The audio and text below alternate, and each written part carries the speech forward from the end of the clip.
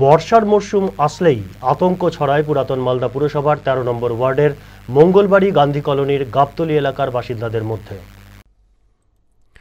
১ থেকে ২ মাস ধরে জলবন্দী হয়ে থাকায় বিভিন্ন চর্মরোগেও আক্রান্ত হচ্ছেন সংশ্লিষ্ট এলাকার বাসিন্দারা বলে অভিযোগ। শুধু তাই নয়, বর্ষার মরশুমে এলাকার সমস্ত রাস্তায় জমে থাকছে বৃষ্টির সঙ্গে নর্দমার দুর্গন্ধযুক্ত জল, আর তার জেরে দুর্ভোগে পড়তে হচ্ছে অসংখ্য মানুষকে। দীর্ঘদিন ধরে এমন সমস্যার সমাধান না হওয়ায় মঙ্গলবার রাস্তার জমা জলে দাঁড়িয়ে বিক্ষোভ দেখালেন সংশ্লিষ্ট এলাকার বাসিন্দারা। তাদের অভিযোগ, বছরের এই একটা সময় বর্ষার মরশুম শুরু হলেই দুর্ভোগের শেষ থাকে না। অন্তত ১ থেকে ২ মাস বৃষ্টির জমা জল আর আশপাশের নিকাশি নালার দুর্গন্ধযুক্ত জল মিলেমিশে একাকার হয়ে যায়। বিভিন্ন বয়সী মানুষদের এই জলে চলাচল করতে গিয়েই চর্মরোগ দেখা দিচ্ছে। এছাড়াও মশাবাহিত রোগের উপদ্রব বাড়ছে। দীর্ঘদিন ধরে সমস্যা থাকলেও পুরাতন মালদা পুরসভা প্রয়োজনীয় কোনো উদ্যোগ নেয়নি বলে স্থানীয় বাসিন্দাদের অভিযোগ। এদিকে দীর্ঘদিন ধরে গান্ধী কলোনি গাবতলী এলাকার যাতায়াতের একমাত্র রাস্তায় জল জমে থাকায় এদিন বিক্ষোভে সামিল হন কচিকাঁচা থেকে বাড়ির পুরুষ এবং মহিলারা। এই এলাকার রাস্তার গোড়ালি ডুবিয়েই রাস্তা দিয়ে চলাচল করতে হচ্ছে স্থানীয় বাসিন্দাদের। গাবতলী এলাকার বাসিন্দা গজেন সাহা, অঞ্জলি সিংহদের অভিযোগ, প্রতি বছর বর্ষার মরশুমে ১ থেকে ২ মাস দুর্ভোগের শেষ থাকে না। এলাকার একমাত্র চলাচলের রাস্তায় বৃষ্টির জমা জল জমে থাকছে, তার উপরে ড্রেনের জলও মিলেমিশে একাকার হয়ে যাচ্ছে। নোংরা জল দিয়ে চলতে গিয়ে ঘা পাচড়া হচ্ছে। গত কয়েক বছর ধরে এলাকায় এমন সমস্যা তৈরি হলেও সংশ্লিষ্ট পুরসভা বা স্থানীয় কাউন্সিলর কোনোরকম ব্যবস্থা নেয়নি। এমনকি পাম্প চালিয়ে জল নিকাশির কথা বলা হলেও সেটিও এখনও পর্যন্ত করা হয়নি, যার ফলে এদিন স্থানীয় কিছু মানুষ ক্ষিপ্ত হয়ে বিক্ষোভ দেখিয়েছেন।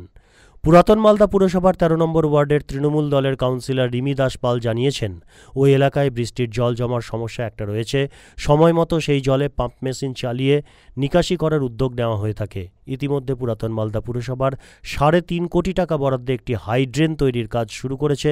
সেই হাইড্রেনের সঙ্গে ওই এলাকার নিকাশি ব্যবস্থা সংযুক্ত হয়ে গেলেই বৃষ্টির জল জমার সমস্যা থাকবে না।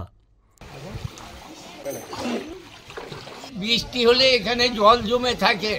আমরা আমাদের বাড়ির এই মন্দিরে স্কুল আছে, মন্দির আছে, কাউন্সিলর চেয়ারম্যানকে বলা যাচ্ছে এ করে দিব। পৌরসভা হয়ে থেকে এরকম আমরা ডুবছি, তার আগে কিন্তু ডুবতাম না। চেয়ারম্যানের কাছে যাচ্ছে, তো চেয়ারম্যান বলছে ঠিক আছে করে দিব। কাউন্সিলর তো কিছু জানেই না, মনে হয় যে ও কাউন্সিলর না কে, কিছু জানেই না।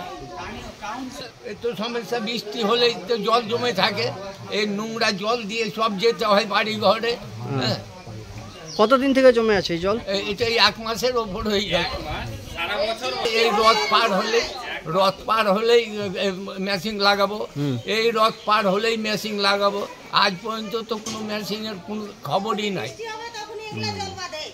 যেন কাজটা আমাদের ভালো হয়, যেন এই নোংরা জল আমাদেরকে না হাঁটতে হয়। একদিনকার কাজ না, সকাল হলে তো আমাদেরকে রেল লাইনে যেতে হয়। একটা মাচান আছে, বাঁশের মাচান, গোটা কর্মকার পাড়া ফুটানি মোড় লোক, মেয়ে ছেলে বেটা ছেলে এখান দিয়ে যায়। সামনে একটা বাজার আছে, এদিকে আমাদের রেল গেটে যেতে হয়। আর এই বলছি চেয়ারম্যান কাউন্সিলর দেখছে, ও তো হেঁটে যাচ্ছে। আচ্ছা হবে কাউন্সিলর বলছে যে চেয়ারম্যানের কাছে সবাই মিলে যায় আর বাড়ি ঘেরাও করে।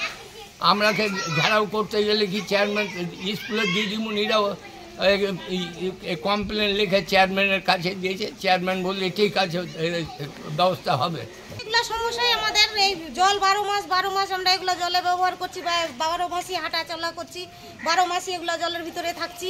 অসুখ বিসুখ, এই পাহাতে ঘাটা, এই যে বাচ্চারা সব স্কুলে আসে, কত অসুবিধা হয়, স্কুলে আসতে পারে না। আর্ট শিখে এখানে সেই বাচ্চাগুলো আসতে পারে না।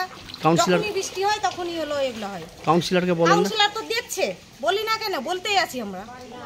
কাউন্সিলর তো দেখছে এগুলা। পাম্প সেট করেনি না, করে দিব। বেশি বৃষ্টি হোক, আমরা ডুবে যাব, তখন করবে। সময় সবই ভালো হবে, সব করে দেবো, সব ভালো হবে। এরকম করে রাস্তা করলো, যে গেল আর উঁচা করলো একটু, এই উঁচাতে কি হলো, তাও তো ডুবেই যাচ্ছি আমরা। যে গর্ত ভরে গেছে, গর্ততে জল যায় না। কতদিন থেকে এরকম জল আছে? যতদিন থেকে আমরা বাস করছি এরকমই জল। মনে করো যে বৃষ্টি যতদিন থেকে হচ্ছে, চোদ্দ বছর মাস থেকে বৃষ্টি হচ্ছে, 14 বছর মাস থেকে এরকমই জল থাকছে। আমরা আবার ছেঁচে ফেলি, আবার ওই যে জল চলে যায়, একটু শুকা থাকে, আবার বৃষ্টি হয়, আবার এরকম হয়। 1-1.5 মাস থেকে আমাদের এই জায়গাটা মানে বিরুদ্ধ, মানে জলটা পচা জল, মানে বাড়িতে গেলে হাত চুলকে খেলায় এরকম পরিস্থিতি। তাতে চেয়ারম্যান কাউন্সিলরকে আমরা বলছি, কাউন্সিলর কোনো হেলদোল করে না, তাতে হেলদোল করে না। আমরা কতবার গেলাম কাউন্সিলরের বাড়ি, তাতেও কাউন্সিলর কোনো কথাবার্তা বলে না, সোজাই বলছে আমাদেরকে বলছে যে চেয়ারম্যানের কাছে যেতে। তা আমরা বাড়ির কাছে কাউন্সিলর রেখে কেন চেয়ারম্যানের কাছে যাব? এই জলটার আমাদের জলটা এই মানে প্রতি বছরে এরকম আমরা খবর করি, খবর করার পরেও আমাদের এই সুরাহটা আমাদের হয় না। একদম এটা নোংরা জল, একবারে ড্রেনের জল, গর্তর জল ঢুকে আবার এই জলটা পচা জল জমা হয়ে আছে। এই জল গেলে বাড়িতে যা ঢুকলেই পাহাড় চুলকা খেলেছে, চুলকাতে চুলকাতে পাহাড়ের ঘা হয়ে গেছে, এরকম পরিস্থিতি হচ্ছে। এই জলের ব্যবস্থাটা আমাদেরকে তাড়াতাড়ি যদি করে দেয় আমাদের খুব ভালো হয়। সেটা জানা আছে, আর আমি দেখেও এসেছি যে আমাদের সামান্য কিছু বৃষ্টি হলেই আমার এলাকায় কিছু কিছু জায়গাতে জল জমাট হয়। আমরা পৌরসভার মাধ্যমে পাম্প লাগিয়ে আমরা জলটাকে বের করে দিই, বের করে দেওয়া হবে। পাম্প লাগাবো, আজকালের মধ্যে আমরা পাম্পটাকে লাগিয়ে দিব। আর এই সব সমস্যার জন্য আমাদের 3.5 কোটি টাকার বাজেট করা হয়েছে, সে কাজ চলছে আমাদের, এখন সম্পূর্ণ কমপ্লিট হয়নি।